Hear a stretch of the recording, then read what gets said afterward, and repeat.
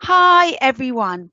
So you may have seen me in other conversations that we've had about COVID, those about Avon Valley practice, in general about general things.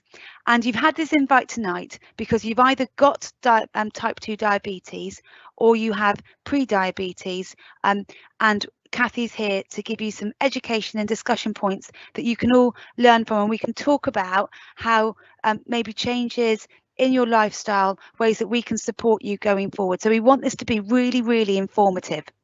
We're also going to float past you other ways of looking at the long-term management of your conditions and how you may well be able to reverse what is currently happening to you and the progress of diabetes and the journey it may take with you.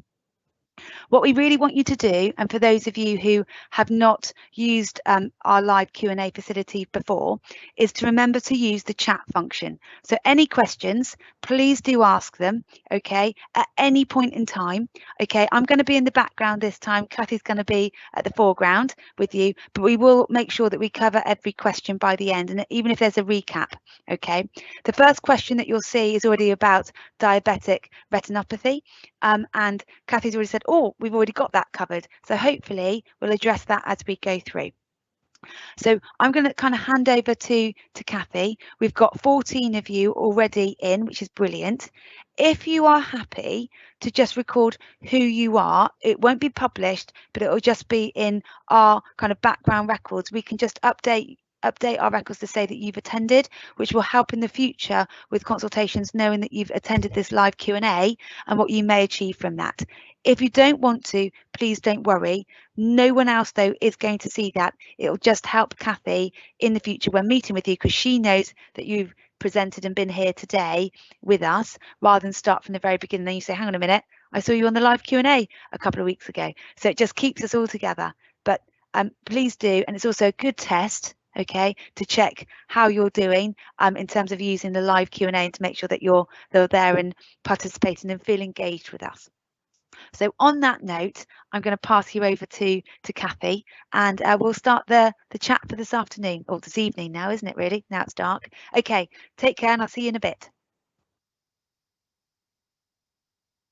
Hi, so I'm Cathy.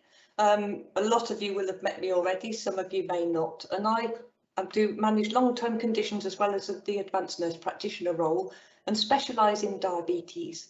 And I've been looking after patients with diabetes and more recently pre-diabetes for over 20 years now. So hopefully I can answer any questions you might have as we go along. So if we can have the next slide, Stuart. So Stuart's in the background helping with the IT if you hear me talking to Stuart. So first of all, thank you for sparing the time and coming to join us, and I hope it will be informative. Feel free to invite anyone else who's at home with you if you feel happy letting them learn about diabetes or pre-diabetes with you. You know who we are, but basically I represent the diabetes team at AVP, and the main aims of the session Anna's really touched on for you. But what I want to do is give you an overall view of what is pre-diabetes and what is type 2 diabetes. I will very briefly mention type 1 just so you can clarify the differences. And also, what can you do to help manage this yourself and to keep yourself as healthy as possible with the diabetes as it progresses. The information will be available to you after the session, and the idea then is that you can go back to it and look at it. There are live links on there that you can click on and it will take you to various web pages and other information. We can go to the next page, Stuart. So basically, just to clarify exactly who's here. So it's going to be anybody who's been told they've got pre-diabetes. So firstly, what does that mean? So that's anybody with their fasting blood sugar that's slightly elevated, or something that we look at that's a 12-week average, which I'll talk about in more detail a bit later. But a 12-week average of what's been happening to your blood tests for the 12 weeks prior to the blood test that you had, and that will be, if it's slightly elevated, put you in the pre-diabetes range. And just to give you a bit of background about why we do this and this health screening is because about 50% of people in this group previously have been proven to become diabetic within 5 years. But of course, the more we get the chance to talk to you and teach you how to look after yourself, the longer those number of years are going to be between pre-diabetes and diabetes. And for some of you, you may never progress to diabetes. For some people, it progresses faster than others. And like many other conditions that we're susceptible to as human beings, you can never really tell which group you're going to be in. But we'll talk about what you can do to help slow things and to keep yourself as healthy as possible. So to try and prevent or defer the progression to diabetes. Then also in this group, because it's the first time we've done it, there's a huge number of people across the spectrum of type 2 diabetes that have been invited. So some of you will have had an invite and you've had diabetes for many years, and this is a bit of an update for you or a refresher, especially as some of the information that we have now is a bit more up to date with current research. And some of you may have only just been diagnosed and you're very new to it and you've got a lot of questions. Hopefully I'll answer a lot of those for you. So you could be anywhere along that spectrum of slightly abnormal sugars that put you in the pre-diabetes range, right up to diabetes on medication or multiple medications. So there's people here from the whole spectrum of diabetes, but we haven't invited type 1 diabetics. And if you are type 1 and you've managed to get on here, you'll find that the information is useful, but it's more pertinent to type 2s. Next slide, Stuart. So we're going to literally look at very simple terms in nice, easy to understand language about what is happening to your blood sugar, whether you're pre-diabetic or whether you're type 2. I will very, very briefly talk about type 1, just so that you can see the difference. And actually, it's quite a different disease process. And what causes it? What's put you in this position? What's caused you to have these altered blood sugars? And what can we do about it? What can you do about it? What can we do to help you? So we'll look at all that. So if we can move to the next one, Stuart. So first of all, what is pre-diabetes? So more and more people are being found to be pre-diabetic. And this isn't because there's more of you, but this is because we're doing a lot of preventative health screening. We do a lot of preventative work now at the surgery rather than just seeing people when they come with a problem. So you might find you come for your NHS health check, or the doctor has thought, I wonder what's going on, let's just do some screening. And more often than not, that now includes blood sugar. So we're finding people with a slightly abnormal fasting blood sugar, and that's anything between 6 and 6.9. So if you're under 6, it's normal. But if you're between 6 and 6.9, that puts you in the pre-diabetes range. And then I talked to you very briefly about what is the other test we do is a 12-week average, and that's called HbA1c. The next slide will show you that in a lot more detail about what makes an HbA1c. But basically the numbers we look at is normal is 41.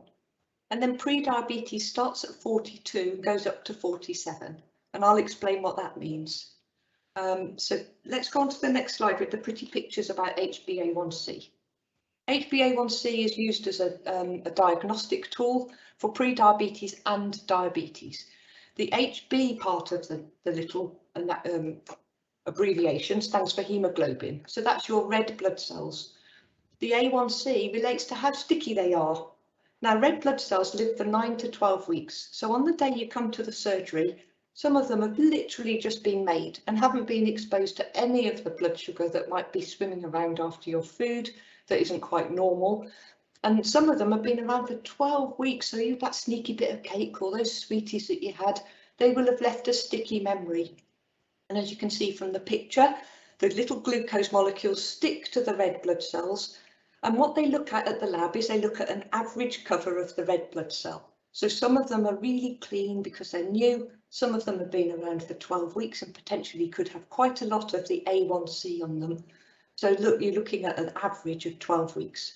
So 41 is normal, 42 to 47 is pre-diabetes, and 48 is the start of the definition of diabetes. So go to the next one, Stuart. Before we go any further with the pre-diabetes and type 2, let's just talk about type 1 so that you can be really clear about why you haven't got type 1. Basically, type 1 diabetics, for whatever reason, and it can be autoimmune, it can be illness, viral illness, their bodies just stop making insulin. They make no insulin at all. Pre-diabetics and type 2 diabetics tend to make more insulin to cope with the resistance. So when you stop making insulin, you have to have injections. Type 1 diabetics are managed with insulin injections right from the moment of diagnosis through the whole of their lifetime with diabetes. And the insulin takes the sugar out of the bloodstream, puts it in the muscles for energy and the fat for storage, which we'll talk about a bit more related to the type 2 a little bit later on. So there's two types of insulin that a type 1 has to have, a slow one that works dribbling along in the background and a rapid one. Unless they're much, much younger and they've got a pump, and then they literally have a rapid one dribbling out all the time with little boosts when they need it for food. Type 1 diabetes doesn't resolve. The only resolution that's seen in type 1 is with pancreatic transplant. So it's a totally different process. But if you do know anyone who's type 1, the dietary advice and lifestyle advice is basically the same. But we're going to look at pre-diabetes and type 2 diabetes to cover all of you that have signed on to that. So if we can go to the next one, Stuart. Let's talk about pre-diabetes first. And a lot of the predisposition to pre-diabetes apply in the same way as type 2. All right, so there could be a genetic predisposition. So you've got a family history where someone in your family's had type 2 diabetes, and that's given you a genetic predisposition. Or it could be a genetic predisposition to do with your cultural background. So people from certain parts of the world are much more prone to diabetes. So ethnicity will make a difference. If you've had gestational diabetes, and this is for the ladies, so if they've had diabetes when they're pregnant, so you've unfortunately had higher blood sugars when you're pregnant, that shows that when your body's under pressure, or there's stress with diet or lifestyle, or it's just progressed, there's going to be a risk of diabetes later.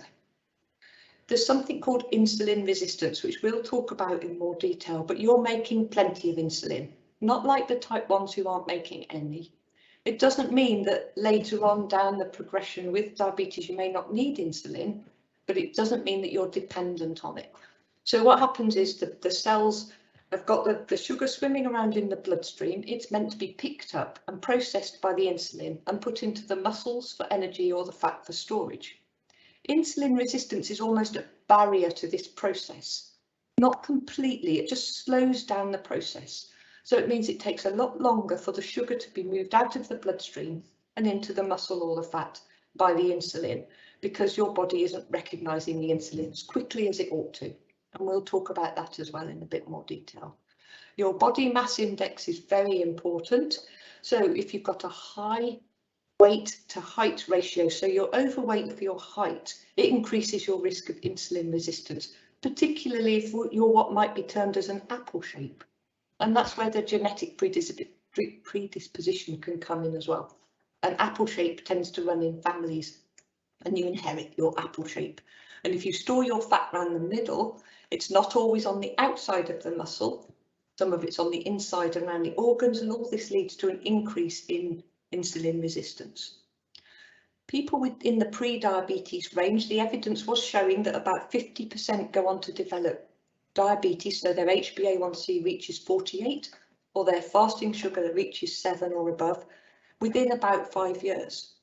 But I really believe that the research is going to show, and it's starting to slowly, it's going to show that it's taking longer because people know what to do to prevent it progressing. And that's a lot of what we're going to focus on tonight. That's our main focus, is how are you going to look after yourself to keep your blood sugars nice and stable, but also to keep them as low as possible. And if you're pre-diabetic, to try and reduce the risk of becoming diabetic. If you're diabetic, how might you improve your sugars to such a good extent that you might even put your diabetes into remission? And you may have heard in the media people getting rid of their diabetes. We tend to call it in remission in the trade, because you're always going to have a high predisposition to becoming diabetic again. All right. So we'll talk all about this, and we'll talk about diet and lifestyle, but the advice for the pre and the diabetes really is the same. So we'll start to talk about the groups together now a bit more. So don't worry, it doesn't mean that I've forgotten one lot of you. It just means the information is appropriate to all of you that are listening in tonight. So if we can have the next slide. So now we're going to talk a little bit more detail about type 2 diabetes, and it's mainly caused by insulin resistance, which you're now a bit more familiar with because we've talked about it. Recently, we're seeing it a lot more in younger people. It was always considered a disease of the older population, usually about 60 plus, but now it's much more common in people 40 years plus and even in the 20s and 30s. And some of that is thought to be due to our change in lifestyle and the type of diets that we eat, and the fact that a normal body shape compared to 30 years ago now is much bigger. So people that are normalised at a much higher weight. So we're carrying more body fat and causing more insulin resistance. Whether that's all down to diet or genetics or lifestyle, the fact we sit at computers, we've got cars to go everywhere. So definitely we're seeing a lot more people becoming diabetic much younger. So your body's making lots and lots of insulin. We've talked about that. Your pancreas is working really hard. The beta cells in the pancreas are producing lots of insulin. One of the downsides of that is you are stressing your pancreas. So another reason to keep your blood sugars down is to stop your pancreas trying to make so much insulin that it gets tired and starts producing less. So the earlier we catch this, the better. So we've talked about genetics, it runs in the family. The weight, definitely weight around the middle is much more of a predisposition than a pear shape, but also it can be induced with medication.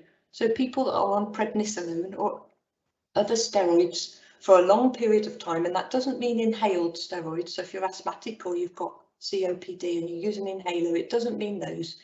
It means the treatment that we might use for polymyalgia or rheumatoid type issues that are so inflammatory that they cause such a lot of pain that the steroids are necessary to reduce the inflammation. But what the prednisolone does is it increases insulin resistance. So if you've already got a predisposition, it's going to move you into the diabetic category more quickly. And if you haven't seen any altered blood sugars, but there's a hidden predisposition, we might see it when you're on long-term steroids. It also doesn't really apply to people with asthma and COPD who have a little burst of steroids, so they have them for a week, just to get rid of the wheeziness or the tight chest. This really applies to people that are on weeks or months and maybe need to go on reducing doses of steroids for a long period of time, or their condition tends to come back frequently, so they're tending to have quite a lot of steroids. The other thing that might affect type 2 diabetes and blood sugars are physical and emotional stress. So if you're particularly unwell and it puts a lot of stress on the body systems, if there is a predisposition towards diabetes underlying quietly there, it may come to the fore. There's always a good chance that as you recover, it disappears again, but we see that you've got that predisposition and you know to look after yourself. For some people, it's a permanent change. And as I said, it could be physical, so it could be an illness, but it could also be emotional stress. So if people are having a really, really difficult time for whatever reason emotionally, and it's causing them a lot of stress, it can make a difference to the blood sugars. Right, let's go on to the next slide, please, Stuart. So let's be a bit more positive now. We know what it is and we know what's going on in the background with the sort of science of it a little bit in very simple terms. You may have heard that it can be reversed. There's a lot of talk in the media now about people getting their diabetes to go away, to mean that their blood sugars are normal. So what we tend to call it is being put into remission. Now we'll call it that if you're diabetic and you put it into the pre-diabetes range. We will remove the diabetes diagnosis from your notes, but put that it's in remission. If you're pre-diabetic and your blood sugars go back to normal, brilliant, brilliant, but you've still got a predisposition. Some people that I've looked after with type 2 diabetes at diagnosis and made lots of changes have actually got their blood sugars back to normal. But we'll always be monitoring you every year, and you'll be aware of keeping an eye out for the signs of diabetes in case things are changing. All right, I've got a slide that tells you all about the signs of high blood sugar, just in case you need to know. So as a general rule though, as with many things as we age, diabetes does tend to progress. And as I said earlier, for some people it will progress faster than others. And if you have an emotional or physical illness that puts a lot of stress on the body, that could cause an advancement in the progression. But basically, hopefully you can do things that will either keep it stable or will reverse it to a certain extent. And we see a really good changes in HbA1c particularly, so that's the 12-week average blood sugar, when people make the changes, especially new changes that they haven't tried before or changes they haven't tried for a very long time. So it's never too late to make these changes, whatever stage you are at with your blood sugars. and they're to do with diet and lifestyle, but you may eventually need medication to support you, and type 2s do sometimes need insulin, as I said before, especially if the insulin resistance reaches a point where your own insulin production has been stressed to the level where you're not making as much insulin. All right. But you're never going to be dependent on insulin like a type 1. So let's go to the next slide. There's a little video so you get a break from my voice. See if it's only a couple of minutes, if Stuart can get that to work.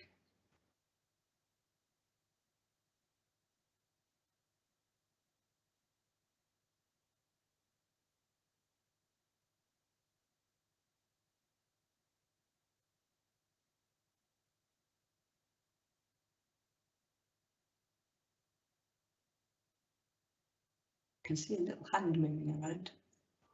About 90% of people with diabetes have I got the sound. Oh, Stuart says, hang on just a moment. He's sorting it out. So it looks like we've got the sound, but we just wait for the picture.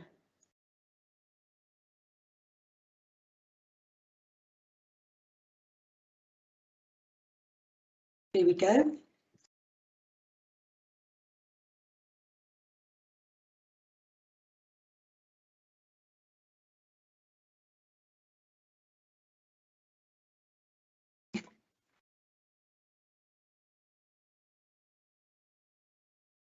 Oh, Stuart, we haven't got any sound. Stuart.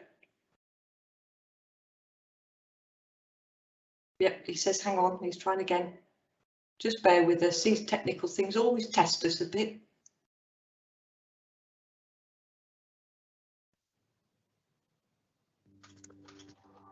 About 90% of people with diabetes have type 2 diabetes. If you've got type 2, the insulin your pancreas makes can't work properly, or your pancreas can't make enough insulin. And we all need insulin to live. It does an essential job.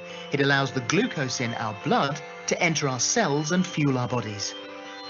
When you have type 2 diabetes, your body still breaks down carbohydrate from your food and drink and turns it into glucose. The pancreas responds to this by releasing insulin. But because this insulin can't work properly, blood glucose levels keep rising, so more insulin is released. For some people with type 2 diabetes, this can eventually tire the pancreas out, meaning their body makes less and less insulin. This causes even higher blood glucose levels. So what does this mean? Well, as your body can't get enough glucose into your cells, a common symptom of type 2 diabetes is feeling very tired. Other symptoms include needing to wee a lot, feeling extremely thirsty, cuts and grazes healing slowly, and getting infections like thrush. A lot of people don't get any symptoms or they don't notice them.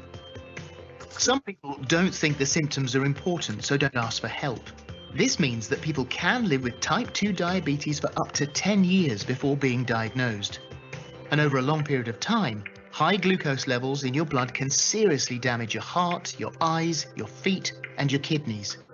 These are known as the complications of diabetes. But with the right treatment and care, the effects of diabetes and high glucose levels can be managed. So if you've got any of these symptoms, see a doctor as soon as possible. There are different ways of treating type 2 diabetes. Some people can manage it by healthier eating, being more active and losing weight. Eventually, most people will need medication to bring their blood glucose down to a safe level. Whatever the treatment, everyone with type 2 diabetes needs to learn how to live with it. We help people do exactly that. Take a look at our website to see how we can help you. Our researchers are also investigating ways to put type 2 diabetes into remission, so people's blood glucose levels return to normal and stay there. And they're finding out more and more about type 2 diabetes, so that we can do more to prevent it, find new ways to treat it, and one day find a cure. Lovely. So if we can go back to the slide, Stuart. So what's really nice about that is it's a 2-minute summary of everything really that's important to know, and then what we're talking about just hangs on lots of detail for you. So if we can go to the next slide. So I know what I like lots of pictures to look at, and everybody understands things in a different way. So we've looked at the blood and what happens in the blood, and we've looked at that video that showed the lock and key theory, which shows you that the bent key won't open the lock. And then on here is just another way of looking at it, about having the constant sugar, increasing the demand on the pancreas, making you feel hungry and having cravings for inappropriate foods, and then the vicious cycle going round. So that's just another little summary picture. If we can go to the next one, we'll start talking about what it means to you. So you might feel fine, but the increased blood sugar will eventually lead to complications. And if you think about it in very simple terms, it's to do with the fact that the red blood cells have to circulate through very tiny blood vessels. And if they're sticky, just think of them blocking those blood vessels and therefore cutting off the blood supply to the nerve endings in the feet or to the toes, cutting off the blood supply to those tiny little vessels in the backs of the eyes for the retina. And if the retina doesn't get a blood supply, it can't see. Or to the kidneys that are full of tiny little colinders that are supplied by little blood vessels. And if they block off, the holes in the colinder get bigger and the kidneys become leaky and the kidneys begin to fail. The other thing is the large vessels are affected as well, and there's a 50% higher risk of heart attack and stroke, and that's why we also talk about cholesterol and blood pressure. So let's go on to talking about what you can do. If we can go to the next one, Stuart, thank you. So we've already talked about, and the pictures in the little video are very clear, if you can work on your diet and lifestyle and gain some control and maintain your blood sugar levels, you're going to reduce the risk of progressing from pre-diabetes to type 2, or you're going to improve your blood sugars within type 2 and reduce the need for medication, or may even put your diabetes into remission. So the 5 main things really to think about are diet, which most people think of straight away. As soon as you say diabetes, they say, oh, must cut out sugar. We'll talk about it in a bit more detail, because it's a little bit, there is a way to think about it a little bit more detailed than that, to do with where we get sugars from and how quickly we get the sugars from our food. Exercise. So exercise will help you lose weight, but it also helps reduce insulin resistance for a period of time after you've done the exercise. Reaching a healthy weight for your height, as I've said, one of the main components of the insulin resistance is the weight that we carry, and it causes insulin resistance. Stopping smoking, and the reason that's on there is smoking is a high risk factor for heart attack and stroke and damage to your large vessels. And alcohol, all right, so you don't want to be having large amounts of alcohol, because the alcohol does turn to sugar, and also it doesn't help with your weight. So if we can carry on to the next slide. This one I'll just leave with you, you can have a look at it in more detail, but basically what you're looking at are the main symptoms of high blood sugar. So if you are not diabetic, or someone complains of these symptoms and they haven't been diagnosed with either pre-diabetes or diabetes, this is where they need to seek attention. If you're pre-diabetic and these symptoms become a lot worse, that's a sign that your blood sugars might be rising and you're not aware of it. So we need to do your HbA1c sooner. And someone's put in the questions about how can I check my blood sugar to see if it's reducing. If your blood sugars have been diagnosed as above normal, normally we would negotiate with you when we talk to you, how soon should we check it again? What would be best for you? What sort of changes are you going to make that we can monitor? And the earliest we can recheck an HbA1c is 12 weeks, because that's the time it takes for all the red blood cells to go through the system and a fresh lot to be produced. Okay. So just a tiny bit of explanation about the symptoms. You're always tired because the sugar's sitting in the bloodstream. The weight loss is because you're weeing out the calories, and you're having to wee more often because your kidneys are trying to get rid of the sugar. The wounds that won't heal, that's because there's sugar there, and obviously bacteria love sugar.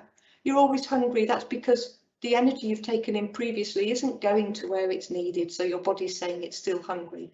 Erectile dysfunction is quite a common problem for the chaps with type 2, and also can be a precursor of coronary heart disease and arterial circulatory problems. So it's something to talk about, and never feel shy to talk about it. We're all used to talking about erectile dysfunction and sexual problems, and we won't be embarrassed. So as long as you're not, we're all happy to talk about it. The blurry vision is because there's sugar in the lens of the eye. And those of you that are scientific will understand about osmosis, but basically because there's a concentration of sugar in the lens, it draws water in, the lens swells, and therefore your vision is blurry. You're thirsty because your kidneys are trying to wash out your the sugar. The vaginal infections for us poor ladies, more common in ladies, but men can also get thrush, is because of the sugar in the wee. And the numbness and tingling in the hands or feet is usually a complication later on, or it might be a sign that you've had the diabetes for a little while. So we'll move on from that and we'll start to talk about what you can do about it. So if we can go on. So I wasn't sure how interactive everybody would be, but basically we're going to talk about diet. So we're going to look at weight loss, we're going to look at the type of foods you eat and when you eat them and how you present them and what quantity you eat them in. And we're going to talk about the value of weight loss and exercise, and also look briefly at smoking, but blood pressure and cholesterol. So let's just move on and we'll go on. The next slide just says carbs. So if we can go to the next one. Carbs are the foodstuffs that break down in your body and release sugar for energy. But sugar itself is a carbohydrate, and the sugar in fruit, the fructose, is also a carbohydrate. So your diabetes will not be affected by protein or fats, but they are high in calories. So you must consider those when you're thinking about your calorie intake. But also some fats are very high in saturates and they can increase your cholesterol. So you've also got to think about fats in your diet and the proteins, so the calories. But we're going to look at carbs because it's the carbs in particular that you can do something about, that you can change the way you eat your carbs to release their sugars more slowly. So let's go on to the next slide. In simple terms, if you choose a carbohydrate, you look at it and apply these three very simple rules. All right, so look at your carbohydrate. So let's look at the potato, for example. So is there any sugar on it, or has it had any sugar added in it? No, it's a potato. What's the highest fibre option I can have for my potato? Basically leave the skin on it and don't mash it up. Now, when you look at a potato, the highest fibre option is the least processed as well. So as soon as you mash your potato, you imagine how quickly that's going to break down in your stomach and release its sugar. Just imagine if you pour water on mashed potato, it spreads out all over the place and disappears. You pour water on a boiled potato with its skin on, it's not going anywhere. So you can see it's going to take a lot more effort for your body to break it down and to put the energy into the bloodstream. If you think about your potato again, a jacket potato with all that lovely soft fluffy inside, then that's not quite as good as a new potato because that soft fluffy inside will produce its sugar more quickly, but there's a lot of skin and lots of fibre, so therefore it's better than a mashed potato. Even if you leave the skin in the mashed potato, you've separated it from the potato and the potato can release its sugar really quickly. Another one that's quite nice to look at is cereal, breakfast cereal, so cornflakes and bran flakes, and you look on the packet and they're about the same calories. White bread, brown bread, about the same calories. So when you're looking at portion control and calories, you'd say, well, makes no difference. But what it does make a difference is the white bread and the cornflakes. Again, you imagine how soft they are and how quickly they break down if you start to sort of beat them with a spoon with a bit of milk, they disappear. Or with the bread, it goes soft very easily in milk or egg. But brown bread, you'll probably find it still quite solid after a bit of time. And I say to the patients, your brown flakes are still like a razor blade. You've got to give them a good chew. So they're the same energy, but there's lots of fibre. The fibre slows down the release of the energy from the carbohydrate. But the other thing that fibre does is it helps reduce your cholesterol. It gives you more good cholesterol and less bad cholesterol. So fibre is really, really good. So then it gets a bit more complicated. And when we're talking about carbs, we're talking about the ones that release their sugars really, really slowly. You might hear people talk about GI or glycemic index. So a glycemic index relates to how quickly the sugar is released. So sugar dissolved in water, so fizzy pop, freshly squeezed fruit juice, cup of tea with sugar in, has a very high glycemic index. Something with a low glycemic index would be your new potato in its skin or your bran flakes. All right, so they release their energy really slowly. So we're looking for really low glycemic index foods if you find that term anywhere. But basically you want the highest fibre, least processed. Now people say fruit, really good for you. Fruit's excellent for you. It's full of vitamins and yes, it's got lots of fibre, but some fruits are better than others for blood sugar. So the fruits that are better for your blood sugar are things like you can have one banana a day as long as it's not really, really ripe, and again, you haven't mashed it or bashed it or processed it, and it's kept it nice and whole. You can have as many apples as you like, and as many oranges or satsumas or clementines. Now, although I'd say to you don't have squeezy orange juice, the reason why the oranges and the clementines are okay is every drop of juice is contained in a little pocket, so there's lots of fibre. Whereas if you squeeze it, you separate the fibre and you're left with a fructose sugary liquid. So we'd say to you, try and avoid squeezy fruit juice, try and avoid full sugar fizzy pops, because of course they're just soluble sugar in water. But any diet fizzy pops, slim line drinks, are absolutely fine. And if you do like a fruit juice type drink, if you could have a no added sugar squash, that would be a lot better for you. So you're thinking about high fibre bread. Rice and pasta are also carbohydrates, and a lot of people don't like brown rice or whole grain pasta. So what you can do is when you put the food with the rice, so let's say you're having a chilli, you're going to put lots of lovely kidney beans in there, and the kidney beans are going to add lots of fibre to your dinner and slow down the release of the sugar from the rice, and you reduce your portion of the rice, and you have a nice bit of green vegetable on the side or salad. And the same goes with pasta. If you're making a pasta dish, and you can add a few lentils, or you can add some beans, or you can put a side serving of some really nice peas or green vegetables or salad, all that will help. But if you can have the higher fibre option, then that's the best option. Right. So of course, when it says no sugar and no added sugar, that's where people instantly think that all the work needs to be done. So biscuits, cakes, sweeties, chocolate, ice cream, squeezed fruit juice, all those sort of things you need to try and avoid as much as possible. If you're really, really desperate for a treat, make sure it's after a really high fibre meal and it's the smallest portion you think you can get away with and still feel though you've had a treat. Right. So those are the main things with the diet. I think the next slide is just a little bit of someone talking about the diet in and with a recipe for you to have a look at. So just give you a break from my voice again for a minute. Let's see if this one will work.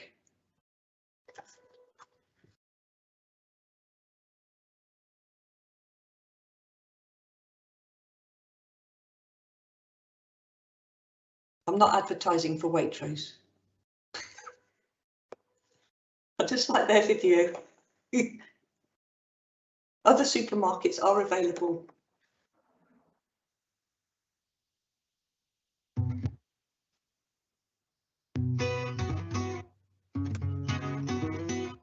Eating well for type 2 diabetes is about having a balanced diet that's low in sugar, fat and salt. Thinking about portion sizes and eating wholesome foods that are rich in vitamins, minerals and unsaturated fats can help you to remain well and may prevent the medical complications of diabetes. Foods like vegetables, pulses and beans are great too, as they add towards your five a day.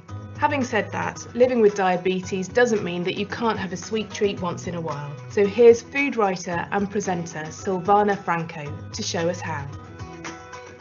I'm in the kitchen today with Chris and we're going to be making some blueberry drop scones. Now Chris, how long have you been living with type 2 diabetes and how's it changed what you eat? I was diagnosed 15 years ago. The only way really it's changed what I eat is the amount and the fact that I try to eat 3 times a day regularly at regular intervals. Okay, so it's changed the way that you eat. Yes. Right, so we're going to start now with these scones. I'm just going to pour some skimmed milk over these oats. Now Chris, you like oats, don't you? And they're a good source of slow release energy. Yes. How do you like to use them in your cooking? I use them when I'm making crumble. I always find it makes it nice and crunchy on top. And also I use them when I'm making flapjacks, like for church fetes and things like that. And do you think these scones might be the sort of thing you'd make? Definitely, yes. Yes. Now look, let's take the rest of the milk and if you could just crack 2 eggs into there for me. And then in this bowl here, I've got some self-raising brown flour. And to that, I'm going to add some baking powder, just a teaspoonful, just to make it nice and fluffy. And then let's add those oats. Now they've soaked in the milk so they're nice and softened now. In they go. And now for some dried blueberries. So let's pop those in. And would you like to pour your egg on?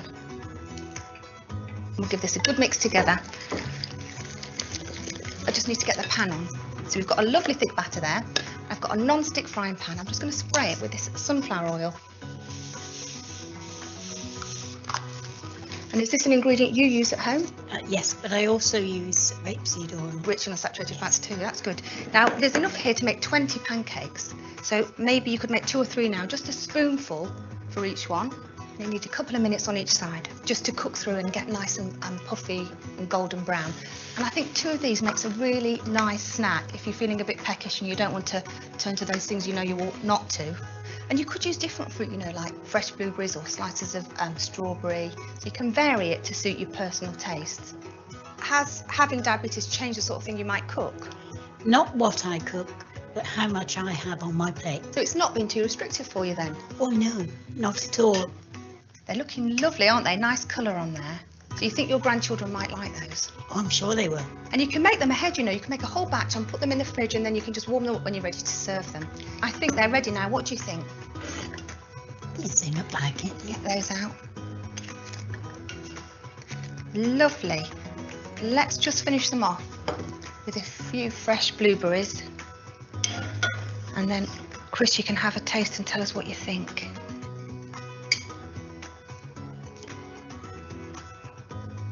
They're good? Very good. And there we have it, some delicious and nutritious blueberry drop scones. I love blueberries, and adding them to this recipe adds sweetness, fibre and vitamin C, whilst keeping the sugar content low. Swapping refined carbohydrates like white bread, flour and rice for whole wheat products and unsaturated fats is another way to reduce the glycemic load in your food. And that's a key element in being healthy. The traffic light system is there to help you too, and choosing green and amber foods means that you'll be choosing the healthier options. Click here for more healthy eating tips and recipes.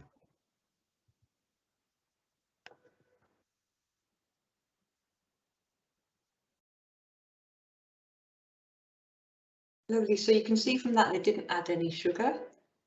There were lots of lovely low glycemic oats and brown flour, and the blueberries were left whole, although they were dried. You have to be a little bit careful with dried fruit because obviously they contain all the sugar of the fruit as full of water. So for example, apricots, dried apricots are quite small, so you've got to imagine them as full of water and therefore keep the amounts down. But the fibre in that recipe would counteract the blueberries, give you something tasty, and there was no added sugar at all. And as the lady said, great for anybody, not just because you've got diabetes, it's healthy eating. It's just an example. There's lots and lots of recipes on the Diabetes UK website, and I'll give you some links for those in a minute. So let's just go on to the next slide. We're nearly done. I think so anyway. Yeah, we're getting there.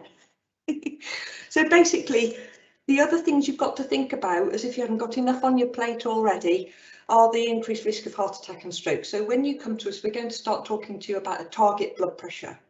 And a target blood pressure of under 140/80 in an ideal world. And that can be brought about by exercise, which keeps your heart muscle healthy and keeps you fit and healthy.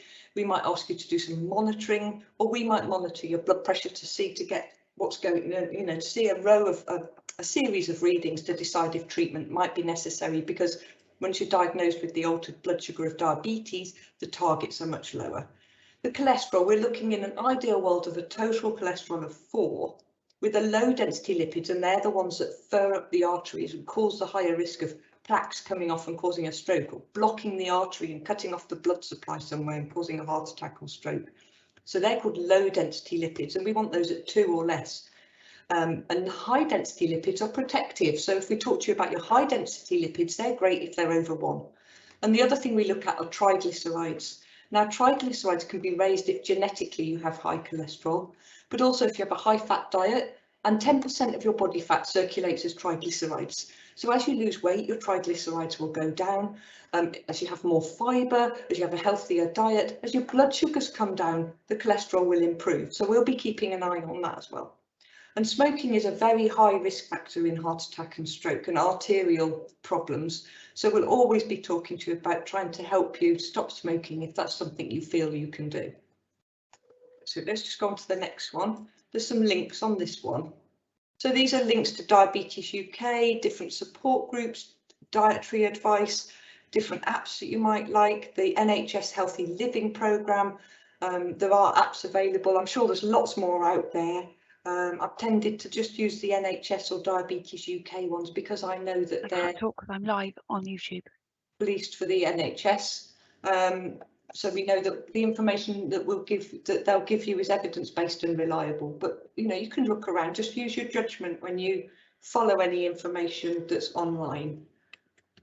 So let's go on to the next one. There's a few very famous people that live with type 2 diabetes.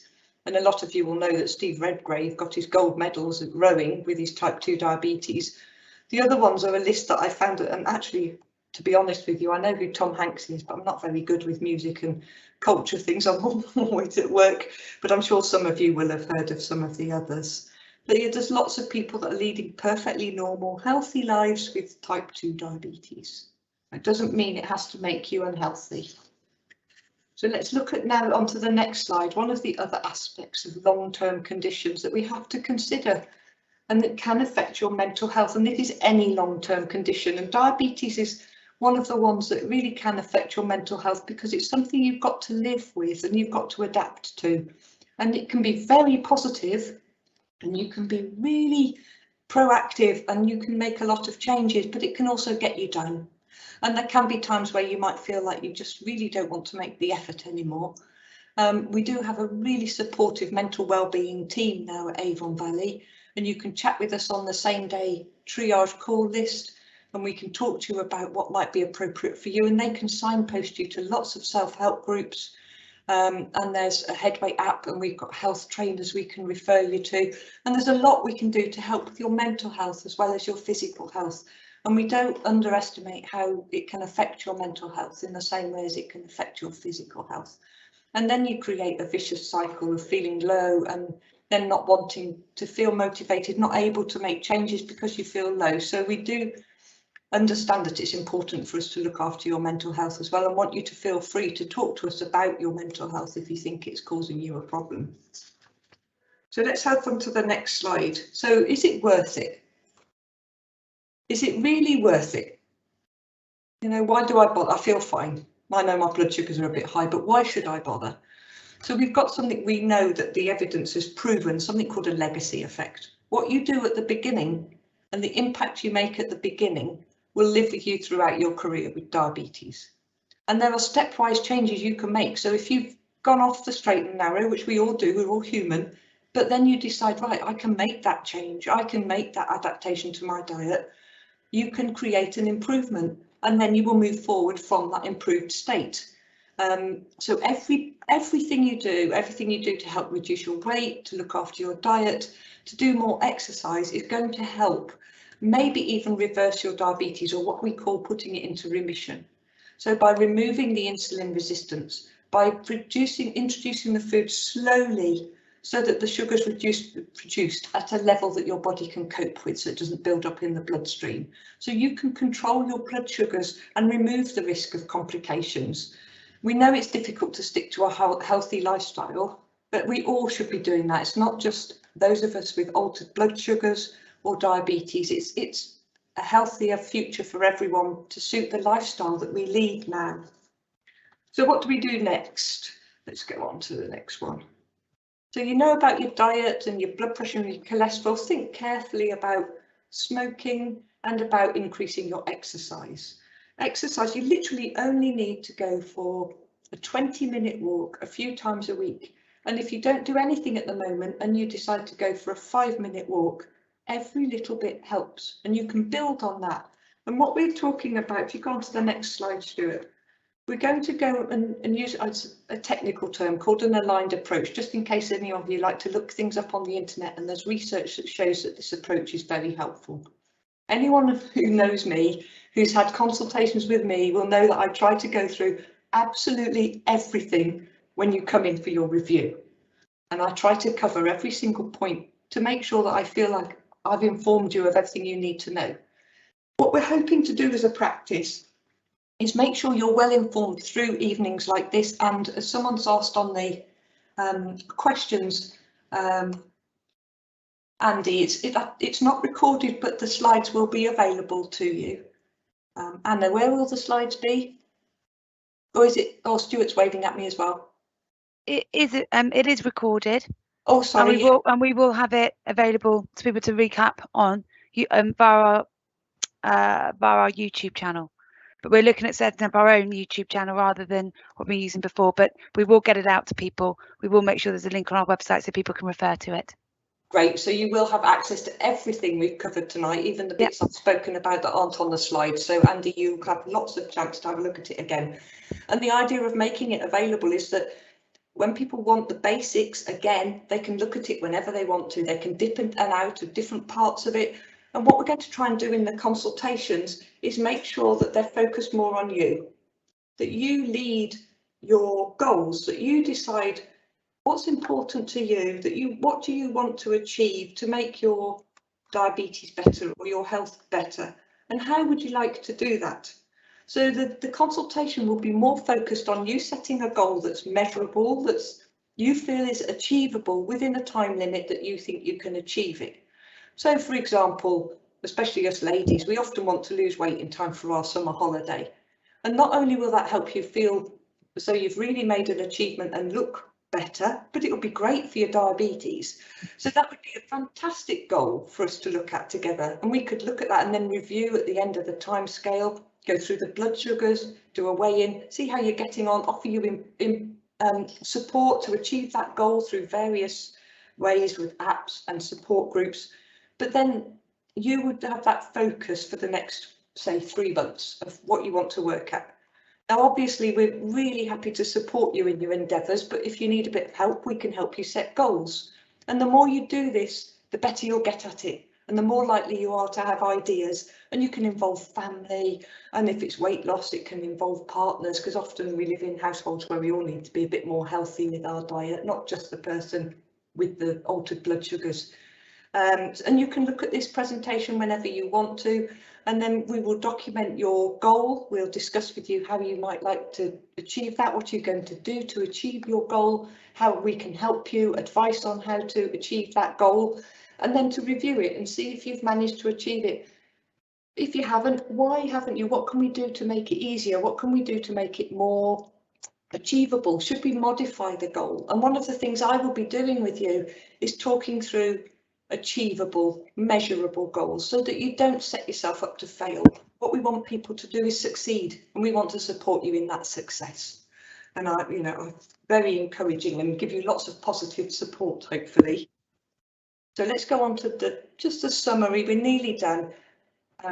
So summary, we know about the different types of diabetes, but we've looked mainly at altered blood sugars due to insulin resistance rather than lack of insulin today. We've talked about the fact that you may have pre-diabetes before you're diagnosed with type 2, but as the first little video showed, some people don't present until they've had type 2 for a while, so you may not necessarily follow that pathway.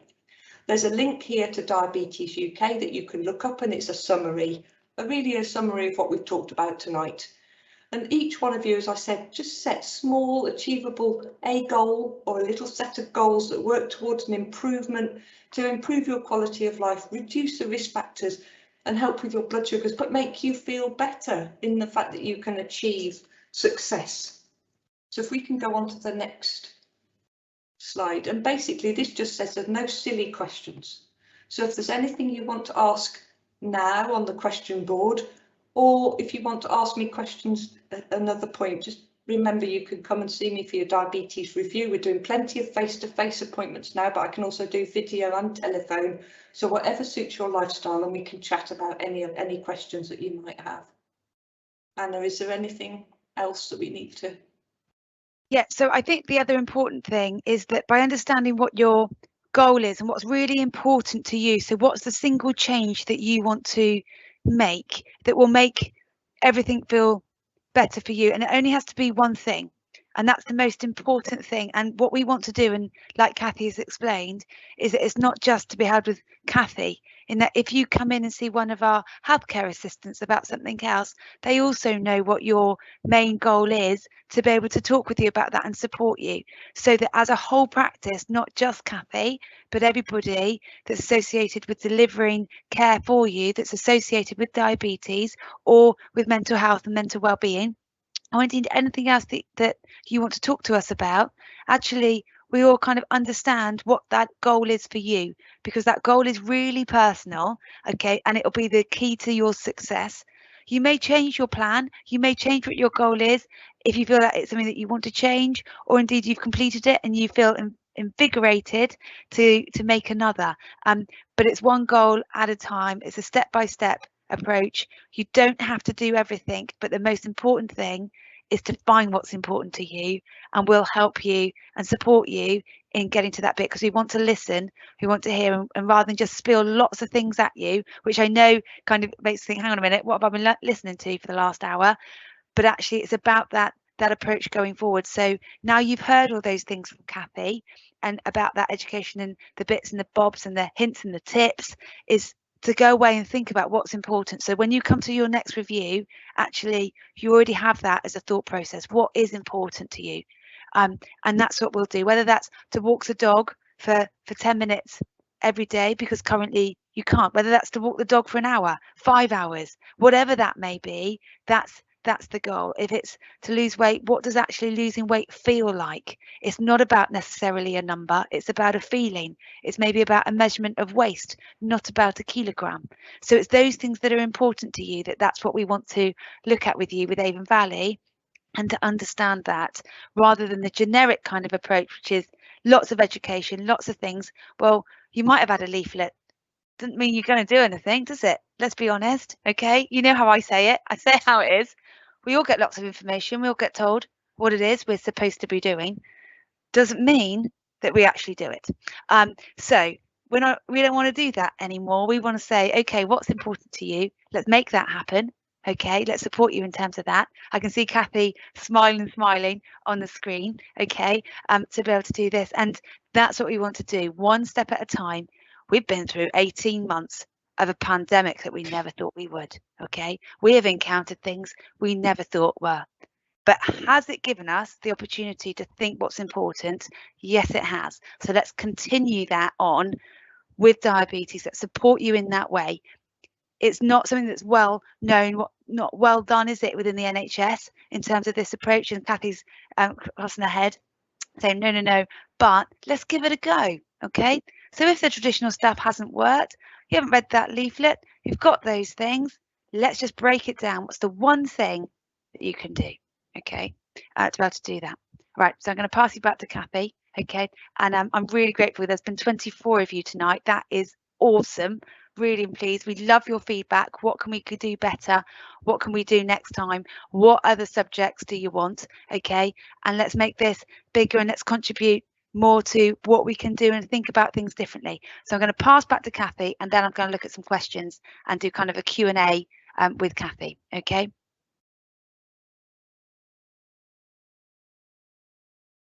Lovely. So there's nothing else I wanted to add, but I agree so wholeheartedly with Anna.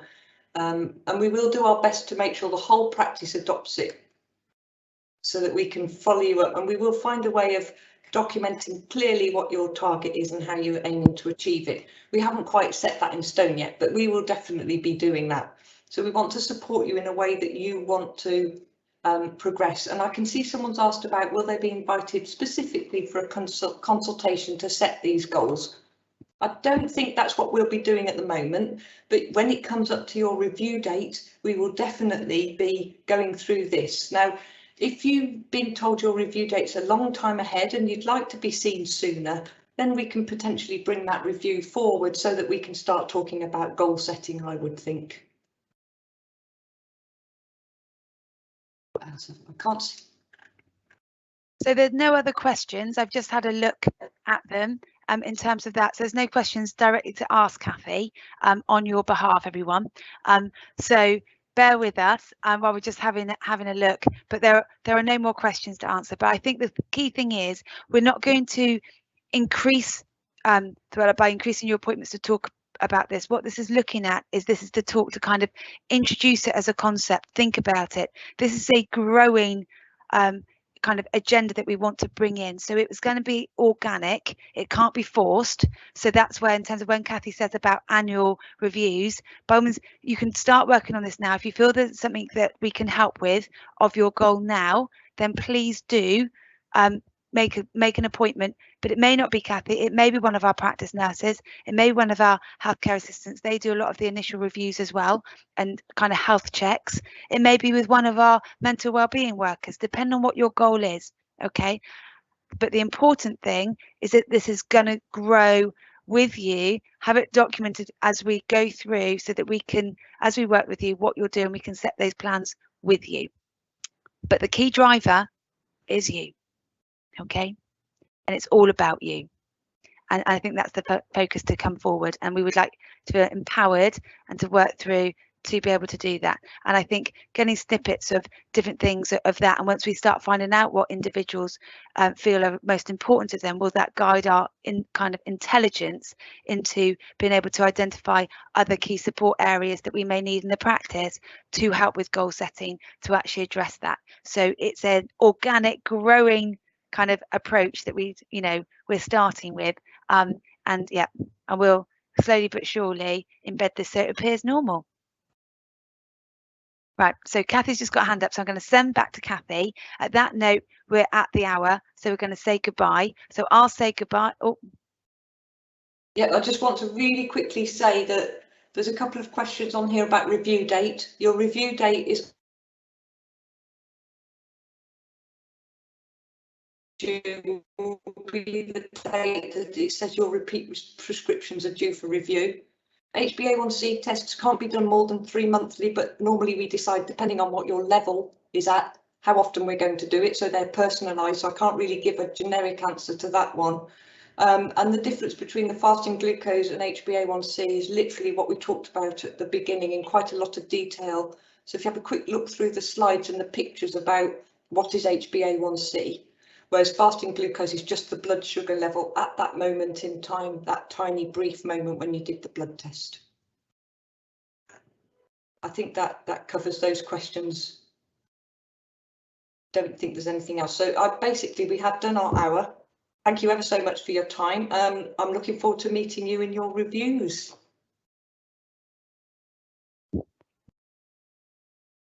So we'll say goodbye. Goodbye from us. Have a lovely evening, and I'll see you in your diabetic reviews all sooner.